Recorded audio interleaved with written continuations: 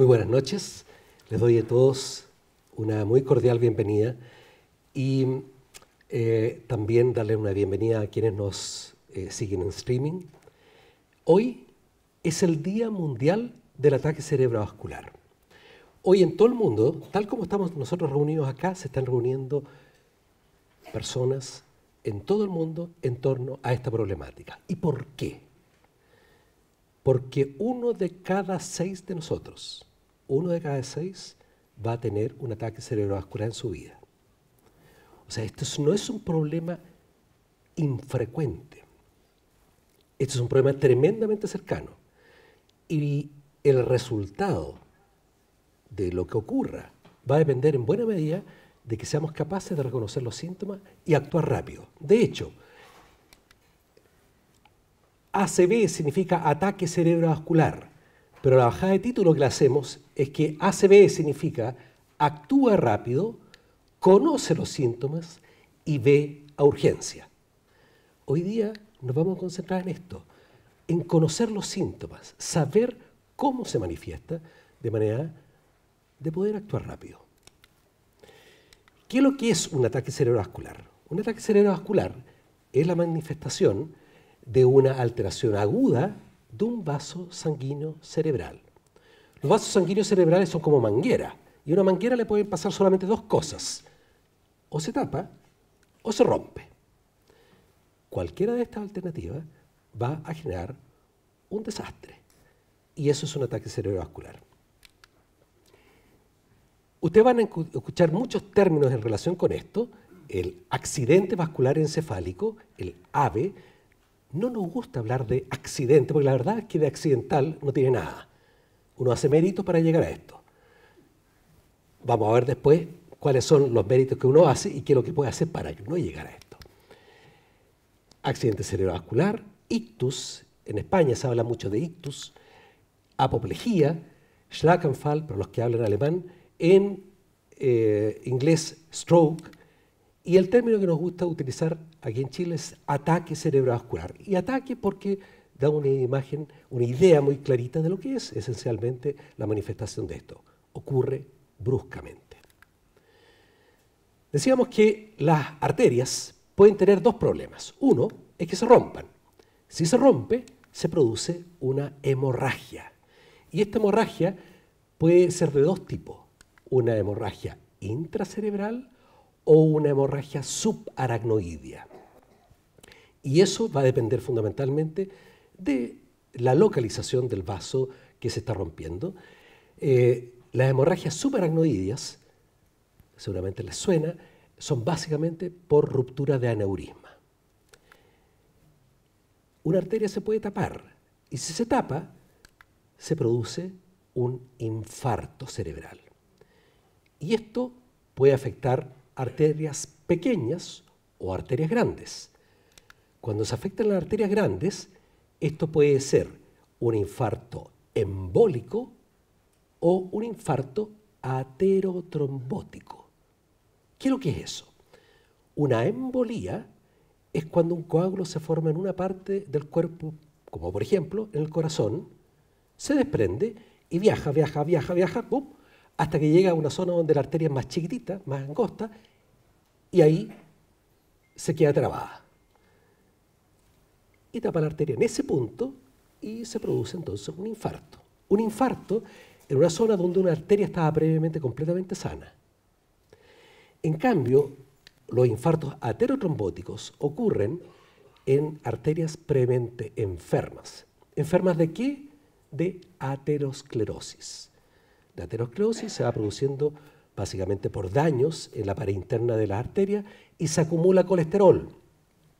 Y este colesterol forma placas de aterosclerosis, y estas plaquitas bruscamente se pueden romper. Y al romperse, se produce una pequeña herida. Sobre esa herida se instalan plaquetas y se forma un trombo. Y ese trombo entonces genera un infarto aterotrombótico. Y la arteria se tapa entonces en un punto donde la arteria estaba previamente enferma. Estas dos se producen en arterias grandes, pero también hay una variedad que se denomina los infartos lacunares. Lacunares por laguna. Son arterias muy chiquititas que irrigan fundamentalmente la parte profunda del cerebro y que si se tapa afectan un área muy chiquitita. El problema es que esta área bien chiquitita puede estar mal ubicada. Esto como que a uno le cae una piedra en medio de la alameda. Genera un taco. Aquí es lo mismo.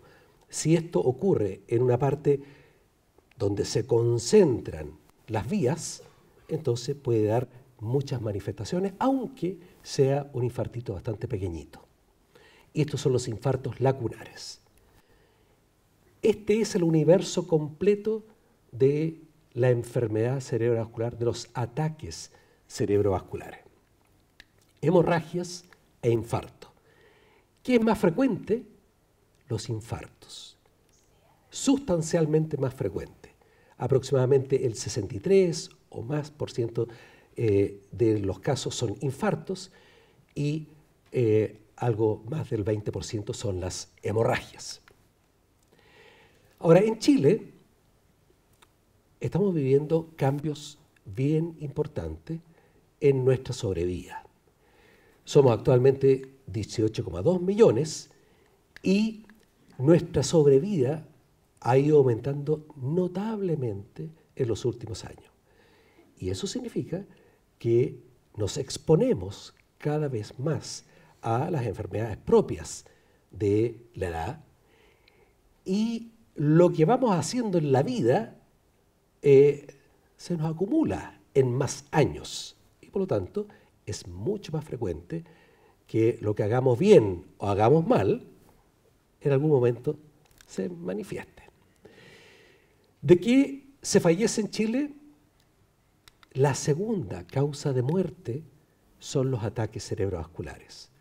La primera, en los hombres, sigue siendo la enfermedad isquémica del corazón, pero la segunda causa de muerte es la enfermedad cerebrovascular.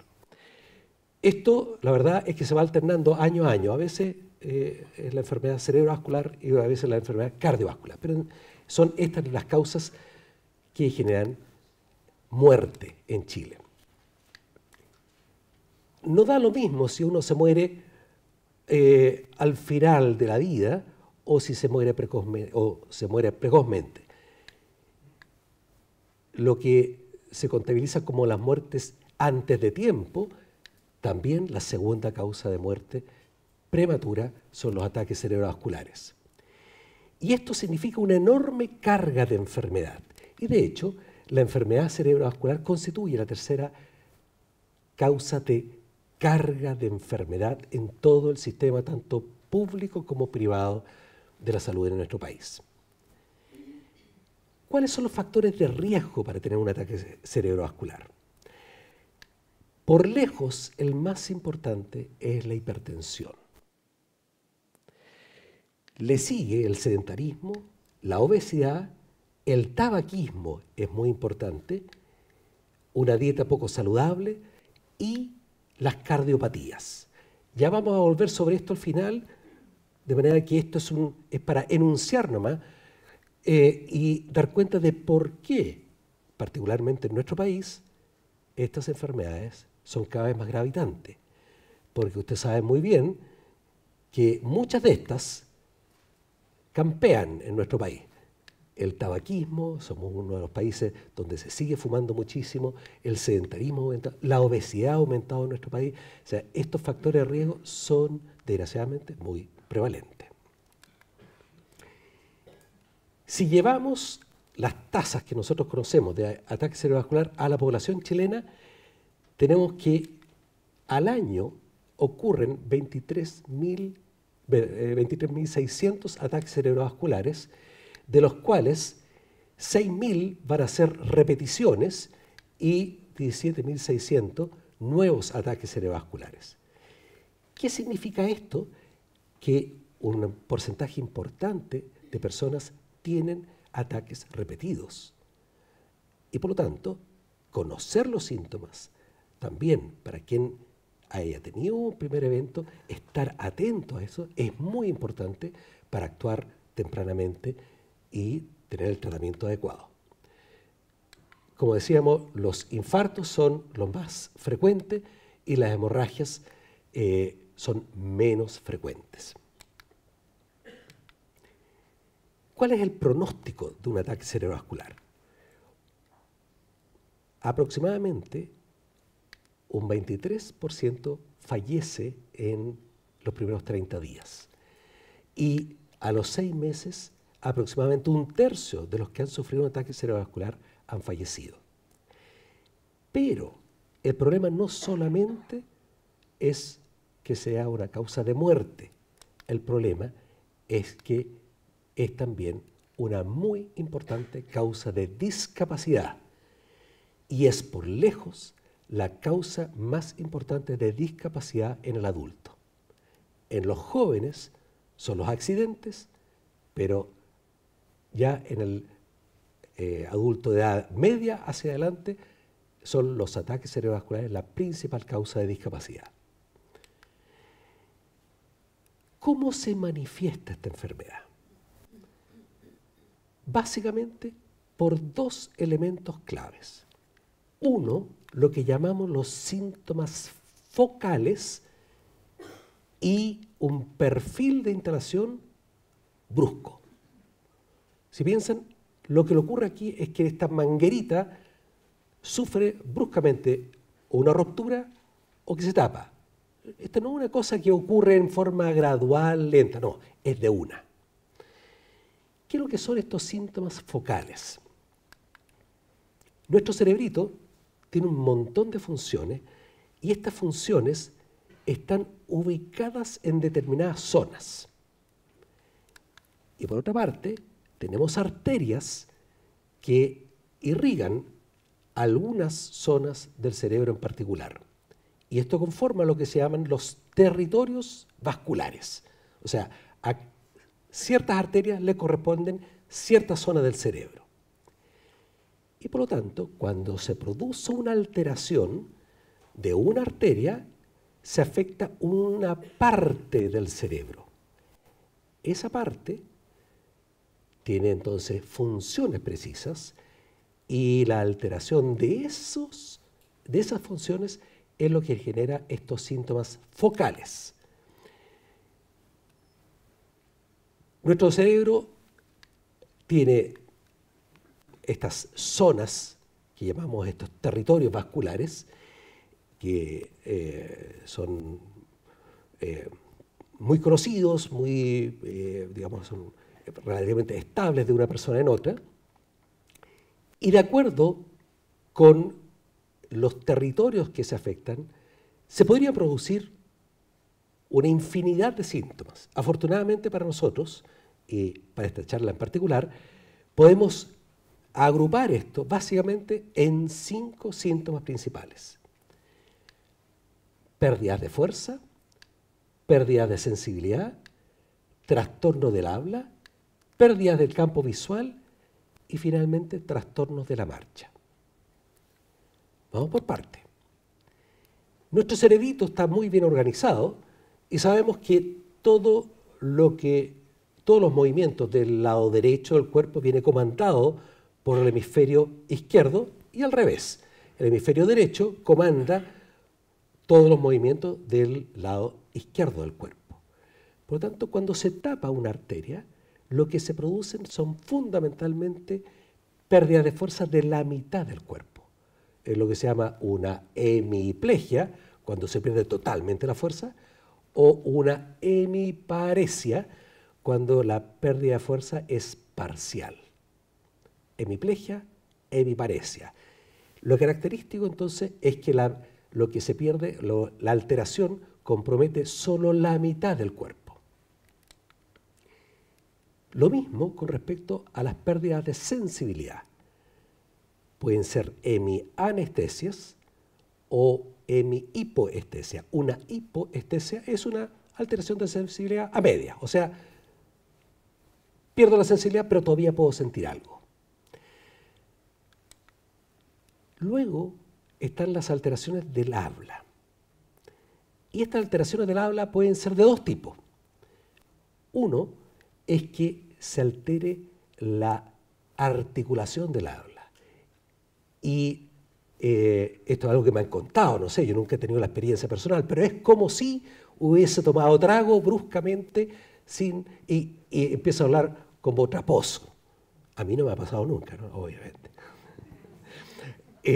Hablar de pronto como dice, perla del norte chileno. ¿Ya? Y esto entonces se instala bruscamente sin haberse tomado ningún traguito. Esa es una forma. La otra son las alteraciones del lenguaje. ¿A qué es lo que se refiere eso? Eso es como si de pronto se me desordenara el diccionario cerebral. Yo sé lo que quiero decir, tengo clarito lo que quiero decir, pero no encuentro las palabras para decirlo. Y, siguiendo este ejemplo, dice, antomovasta mesa del norme chileno. O sea, alteró palabras completas o partes de la palabra, bien articuladas, pero equivocadas. Esas son estas dos formas en que se pueden presentar las alteraciones del lenguaje. Falla de la articulación o alteración del diccionario cerebral. Luego están las pérdidas del campo visual. Aquí también lo que se produce son básicamente pérdidas de la mitad del campo visual. ¿Y cómo se manifiesta eso? Que miro hacia adelante y todo lo que está a un lado, por ejemplo, a mi derecha, no lo reconozco, no lo veo. Ahora, a diferencia de lo que dice ahí y lo que se ve ahí, aquí se ve como si estuviera negro. La verdad es que no se ve negro. Lo único que ocurre es que no se distinguen las cosas que están en esa zona. Y por lo tanto, las personas que lo sufren pueden no darse cuenta inmediatamente. Y darse cuenta solamente porque empiezan a chocar contra las cosas. O sea, voy por la casa y de repente me golpeo contra la mesa y ahí me doy cuenta que no la percibí en mi campo visual. Es lo que se denomina una hemianopsia. Y finalmente, alteraciones de la marcha. Bruscamente, lo que se denomina una ataxia, una falla de la coordinación y por lo tanto dificultad para caminar. El elemento en común de todos estos síntomas es la forma como se instalan, lo que se llama un perfil temporal de tipo vascular. Esto significa que todos estos síntomas, ya sea un conjunto de ellos o alguno de ellos en forma aislada, se presenta rápidamente, habitualmente en menos de un minuto. Si se presentan varios síntomas, todos estos síntomas van a ocurrir al mismo tiempo. O sea, si yo tengo una alteración del lenguaje o una hemiparesia, esas dos se van a presentar simultáneamente. Eso es lo característico de los ataques cerebrovasculares. A veces los síntomas fluctúan y puede en un momento ser más intenso, después recuperarse y después agravarse nuevamente. Y obviamente también va a depender mucho de lo que se haga una vez que se hace el diagnóstico y se consulta en el servicio de urgencia. ¿Qué es lo que no son ataques cerebrovasculares? Hay un montón de cosas que pueden ocurrir en forma relativamente brusca o parecerse. ¿Qué es lo que no son? Los vértigos. Esta brusca sensación de que todo gira, todo se da vuelta, eso rara vez son ataques cerebrovasculares. Hay, obviamente, en medicina siempre hay excepciones, pero habitualmente no lo son. Pueden ser muy desagradables, comenzar en forma brusca, pero eso habitualmente son enfermedades del aparato del equilibrio y no del cerebro. Una parálisis limitada a la cara, es lo que se llama una parálisis de Bell, habitualmente se desarrolla en forma más lenta, progresiva, no compromete en absoluta la fuerza del brazo y las de la pierna y se limita entonces en la cara. Esas son enfermedades del nervio facial, no del cerebro.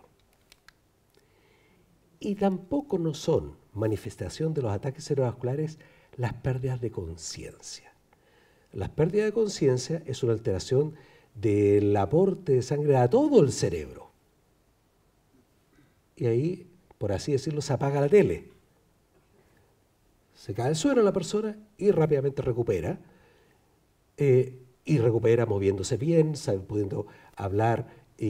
Eso son fenómenos que no corresponden a ataques cerebrovasculares. Ahí no se tapó ninguna arteria ni se rompió una arteria. Habitualmente estos síncopes son a consecuencia de una arritmia del corazón o por una baja brusca de presión arterial. Y no son ataques cerebrovasculares. Tampoco son ataques cerebrovasculares las convulsiones epilépticas. Todos estos síntomas que veíamos antes son síntomas por pérdida de función neurológica, una falta de fuerza, una falta de sensibilidad, una pérdida del lenguaje. Una convulsión es todo lo contrario. Hay una acción, una actividad eléctrica que se manifiesta entonces por movimientos involuntarios. Eso tampoco no son ataques cerebrovasculares. Los ataques cerebrovasculares básicamente es que pierde la función de una parte del cerebro. ¿Cuánto puede durar un ataque cerebrovascular? La verdad es que puede ser transitorio, puede ser corto. En esos casos hablamos de ataque isquémico transitorio. Estos ataques isquémicos transitorios, en el 90% de los casos, dura menos de 10 minutos. ¿Cuál es la importancia de reconocer estos ataques cerebrovasculares? Es que constituyen una oportunidad para actuar a tiempo. ¿Qué significa esto? Que no necesariamente un ataque cerebrovascular va a durar y me va a dejar inmediatamente con una lesión. Puede que sea un fenómeno transitorio. Y por cierto, las manifestaciones son muy parecidas a las que veíamos recién. Pérdida de fuerza, pérdida de sensibilidad, inestabilidad. Se agrega una, que es una alteración fugaz de la visión, que de pronto no veo por un ojo. Y esta alteración puede ser como una ceguera, que realmente no veo nada, pero muchas veces se manifiesta en forma más sutil. Y puedo tener entonces no distinguir bien la forma y los contornos, o tener una sensación de visión borrosa, o como agua sobre un vidrio, como vidrio esmerilado. Todo esto en forma transitoria. Eso se denomina una amaurosis fugax y también lo tenemos que computar como un aviso. El común denominador de todo esto es el perfil en el tiempo, que es algo que comienza bruscamente y después se va pasando. Como les decía, ¿cuál es la importancia de reconocer estos fenómenos breves? Es que constituyen una oportunidad para diagnosticar la enfermedad cerebrovascular y acudir oportunamente al servicio de urgencia. ¿Y los dolores de cabeza? Hasta ahora no he hablado de dolores de cabeza. ¿Por qué? Con toda intención, alevosía y premeditación. Porque la gran mayoría de los ataques cerebrales ocurren sin dolor de cabeza. La mayoría sin dolor de cabeza. Y eso es bien tramposo, porque nosotros sabemos que la mayor parte de las cosas graves a uno le ocurren con dolor. Si tengo un infarto del corazón, me duele. Siento un elefante sobre el pecho. ¿Ya? Si tengo una fractura, me duele. Pero el cerebro no tiene sensibilidad de sí mismo. Por lo tanto, puede sufrir una lesión severa, un infarto grandote y no dar dolor. Por lo tanto, aunque no haya dolor, si tengo una manifestación como las que acabamos de ver en forma brusca, eso es un ataque cerebral, aunque no me duela. ¿Puede haber dolor de cabeza? Puede. Y efectivamente, en aquellos casos en que hay una hemorragia, habitualmente estos síntomas se acompañan de dolor de cabeza. Pero como lo decíamos al comienzo, las hemorragias no son las más frecuentes. Las más frecuentes son los infartos. Entonces, la mayoría de los infartos, de estos ataques cerebrovasculares isquémicos, no hay dolor de cabeza. Y la excepción que confirma la regla, es esta variante bien especial de hemorragia por ruptura de aneurisma. Ahí es el dolor de cabeza el anuncio de la hemorragia. Y es una hemorragia, es un dolor, la verdad, inconfundible. O sea, quienes sufren de jaqueca acá, seguramente más de algunos, yo por lo menos. Bueno, no se parece a una jaqueca. Los jaquecosos, cuando tienen una hemorragia, su paranoia dice, mira, no, es que conozco lo que es un dolor severo, pero esto es lo peor de mi vida, ¿ya? Y ocurre en forma brusca, violenta. Y en esos casos, toda vez que alguien tenga un dolor de cabeza brusco, súbito, tiene que concurrir también al servicio de urgencia, porque una cefalea súbita es una hemorragia subaracnoidea hasta que se demuestre lo contrario.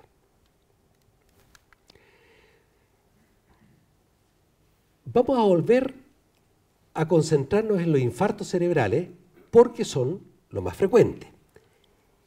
Y además, porque es muy importante que entendamos bien por qué hay que actuar rápidamente. ¿Cuáles son los actores acá? El trombo, que tapa la arteria, y el tejido cerebral, lo que llamamos el flujo colateral y el edema. Esos son los actores en esta trama. ¿Qué ocurre acá? Cuando una arteria cerebral se tapa, tenemos una serie de arterias que pueden aportar sangre a esa misma zona por circulación colateral.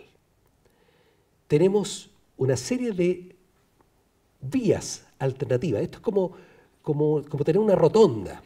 Si aquí se tapa, si hay un taco aquí en Manquehue, entonces a través de la rotonda se puede redistribuir el flujo de autos. Aquí ocurre algo parecido. Si se me tapa una arteria, tengo opciones para aportar sangre a esta zona, al menos por un periodo de tiempo. Va a haber una zona acá que va a quedar totalmente sin sangre y esa probablemente se va a morir rápidamente. Es lo que se llama el core, el núcleo del infarto cerebral. Pero hay una zona grandota que denominamos penumbra isquémica. Este cerebro que está a medio morir saltando, ¿ya? Que va a tener una pérdida de función, pero no está muerto, anda de parranda, ¿ya? Esta parte del cerebro es recuperable, pero es recuperable dependiendo de lo que hagamos. ¿Y qué es lo que tenemos que hacer? Obviamente, tratar de destapar lo antes posible esta arteria. De eso se trata. Un cerebro que está siendo sometido a una isquemia porque se tapó la arteria, genera una pérdida de 2 millones de neuronas por minuto. por minuto. Afortunadamente somos bastante millonarios en neuronas. Tenemos aproximadamente 86.000 millones de neuronas en nuestro cerebro. Pero la verdad es que ninguna sobra. Por lo tanto, conservar estas neuronas es prioritario. No nos podemos dar el lujo de perder neuronas. Y de ahí que la rapidez con que podamos actuar va a ser determinante para el resultado final del infarto. Si destapamos la arteria rápidamente, el infartito que vamos a tener al final va a ser pequeño. Si no lo podemos hacer rápidamente, el infarto va a ser grandote, porque no vamos a ser capaces de rescatar esa área de penumbra isquémica. Por eso es que tenemos que actuar rápido. ¿Cuán rápido? Todo lo que podamos. Tenemos actualmente una serie de elementos para destapar la arteria. El más básico es un tratamiento que es bien sencillo, que es administrar un medicamento por vía intravenosa. Es un medicamento que actúa lisando los trombos y por lo tanto es un trombolítico, ¿ya? Es un medicamento que destruye coágulos. Se administra por vía intravenosa y está demostrado que el efecto es máximo si lo administramos precozmente hasta actualmente las 4,5 horas. Hasta las 4,5 horas desde el inicio de los síntomas podemos administrar con una buena expectativa de efectividad estos medicamentos. Pero eso significa que tenemos que hacer todo en un lapso de tiempo breve. Con estos tratamientos, una amplia mayoría de las personas que son tratadas tienen buenos resultados. Ciertamente, algunos, estos que están señalados aquí como rojitos, pueden sufrir una consecuencia negativa con el medicamento. Todo tratamiento en medicina tiene un lado A y tiene un lado B. El lado B acá es que este coágulo, este trombolítico, puede generar que la arteria que estaba tapada sufra una hemorragia. Y eso puede ser desastroso. Pero por cierto, son la minoría y es por eso que la elección de los pacientes que son beneficiarios de este tratamiento es clave. O sea, por eso es que hay que hacer esto en forma muy oportuna y con criterios muy precisos que están claramente establecidos en todos los protocolos. ¿Es esa la única opción? No.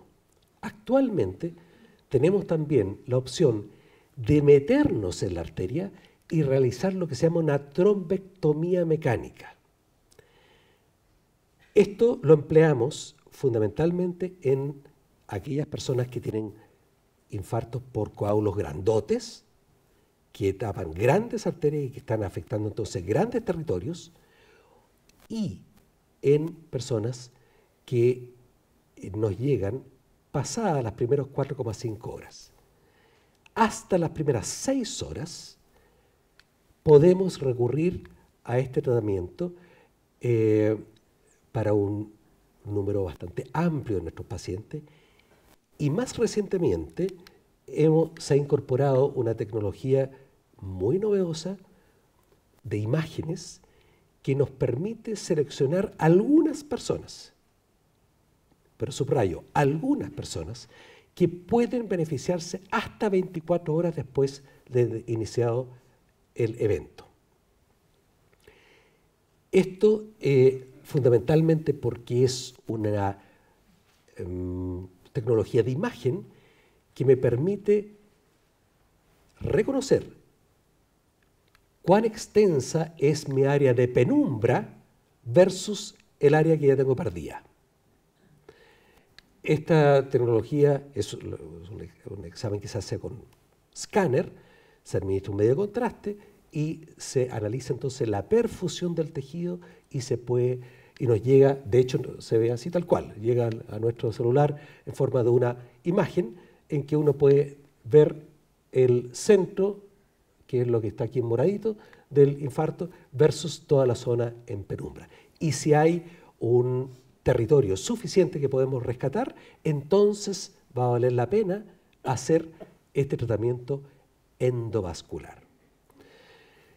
Aquí en la clínica somos el primer centro en Chile que dispone de esta tecnología. Son poquitos centros en el mundo todavía que esto es algo que es muy novedoso y que amplía la ventana de tratamiento.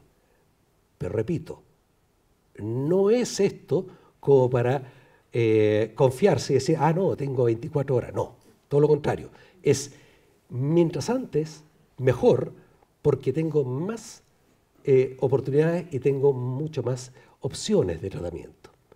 De manera que este es un elemento que se nos agrega para eventualmente ofrecer algo para personas que nos llegan muy tardíamente. ¿En qué consiste este tratamiento endovascular?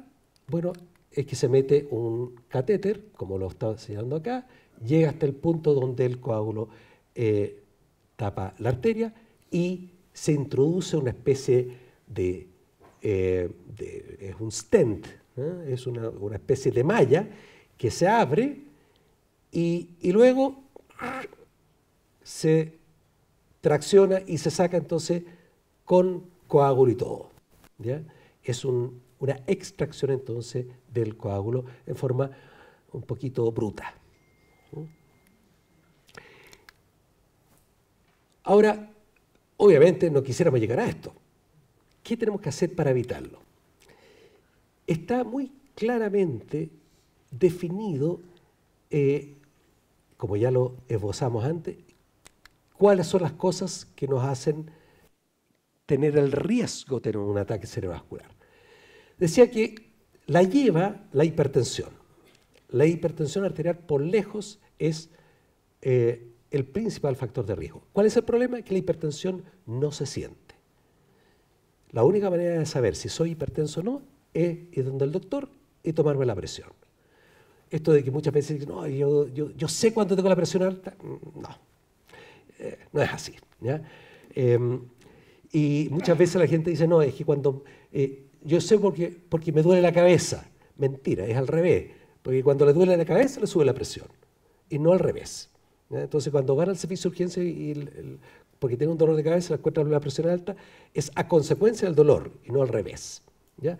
La presión alta no se siente, salvo que sea una hipertensión brusca, que no es el caso, la gran mayoría de las veces la presión se va elevando gradualmente y se vive entonces a régimen de presiones más altas y eso es lo que genera daño de las arterias.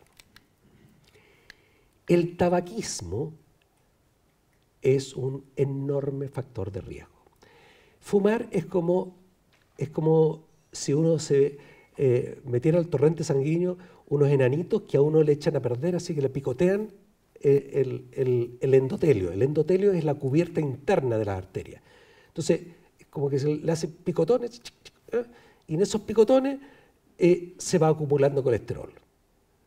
Y eso, a lo largo de años, genera una carga de lesiones, de aterosclerosis en nuestras arterias, y es lo que puede llevar finalmente a tener un ataque cerebrovascular.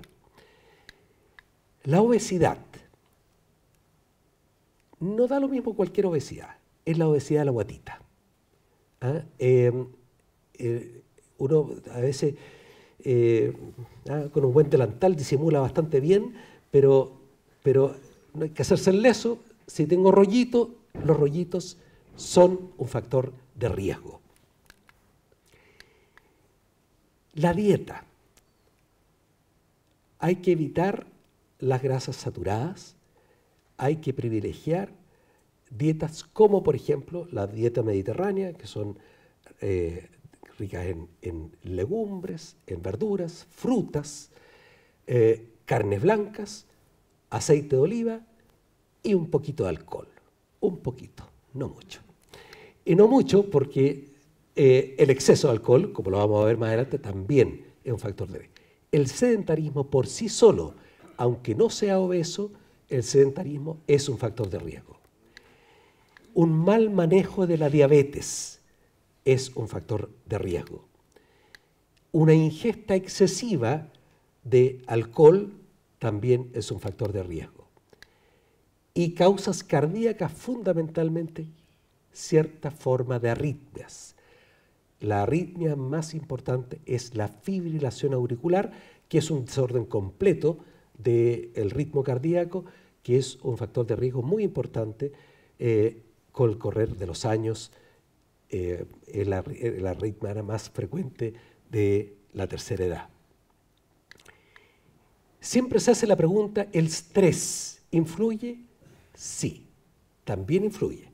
Tiene una influencia menor, pero también es un factor de estrés. De hecho, está demostrado que la depresión por sí sola también es un factor de riesgo. Y si vemos todas estas son situaciones o condiciones que son potencialmente modificables. Aquí abajo recién aparece una que no es modificable, que tiene que ver con ciertas formas de grasas. Las apoproteínas que uno tiene son la forma como se transportan nuestras grasas en la sangre. Todas las anteriores, en cambio, tienen que ver con nuestro estilo de vida. ¿Y por qué es tan importante esto? Porque significa que el 90% de los ataques cerebrovasculares se pueden prevenir. 9 de cada 10. Por eso no es un accidente. Hacemos mérito. Muchas veces no nos damos cuenta de que estamos haciendo mérito. Y obviamente uno tiene que chequearse y ver efectivamente qué es lo que tengo que hacer, cómo modifico mi estilo de vida para tener un menor riesgo. 90% de los ataques cerebrovasculares se pueden prevenir. Vamos ahora al pollo pelado. Porque di toda una explicación bastante larga, pero ¿cómo identifico si estando en la mesa, de pronto alguien que está a mi lado empieza a ponerse raro? ¿Cómo identifico que puede ser un ataque cerebrovascular?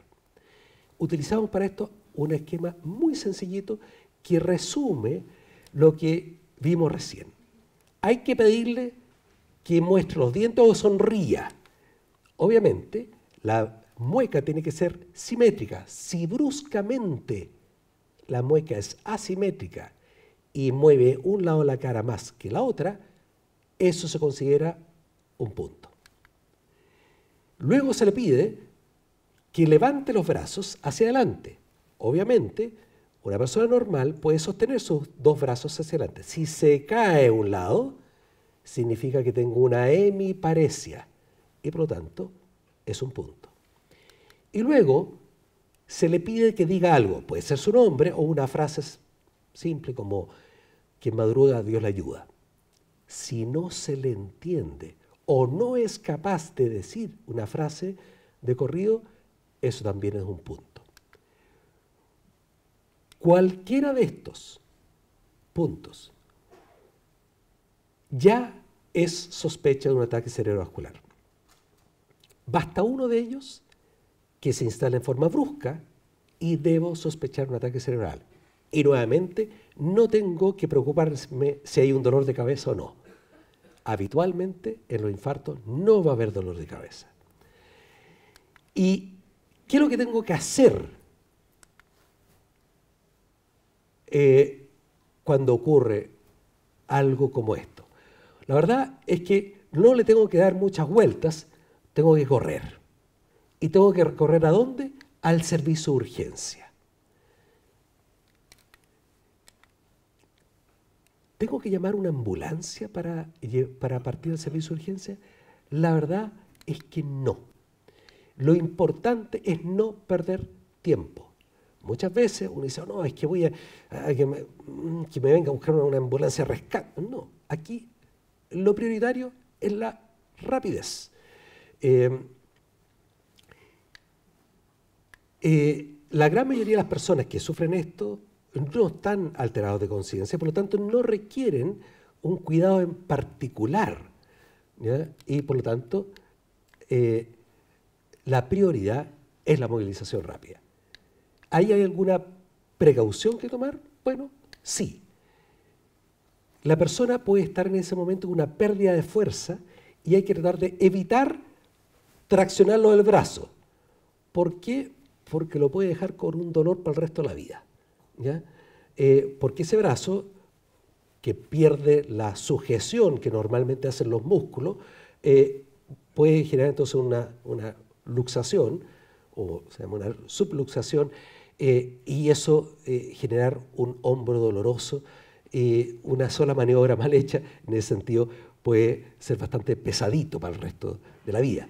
De manera que lo que hay que hacer es fundamentalmente movilizar desde el tronco y evitar traccionar desde el brazo. ¿Y en qué posición lo traslado?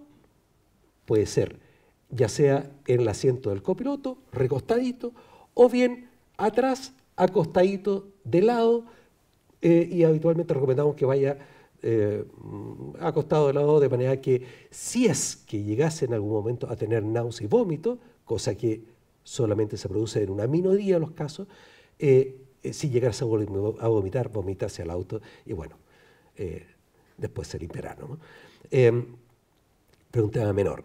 Ustedes ven que no requiere una parafernalia, es trasladarse rápidamente al servicio de urgencia con medidas muy simples. La prioridad es llegar al servicio de urgencia. ¿Por qué? Porque tiempo es cerebro. Minuto que pasa es que estamos perdiendo neuronas. Y esto es, por cierto, lo que queremos evitar, y pueden tener la seguridad de que cuando lleguen al servicio de urgencias van a tener un tremendo equipo que los va a asistir. Van a aparecer como de la nada un montón de neurólogos que van a estar coordinadamente trabajando para rápidamente dar el tratamiento oportuno y destapar esa arteria a como dé lugar, ya sea por tratamiento intravenoso o intraarterial, usando toda la tecnología que se requiere para finalmente obtener este resultado que la verdad es que ha hecho un cambio enorme en las consecuencias que esta enfermedad tiene si se maneja bien. Antiguamente nos cruzábamos de brazos, hoy en día nos abrazamos. Muchas gracias.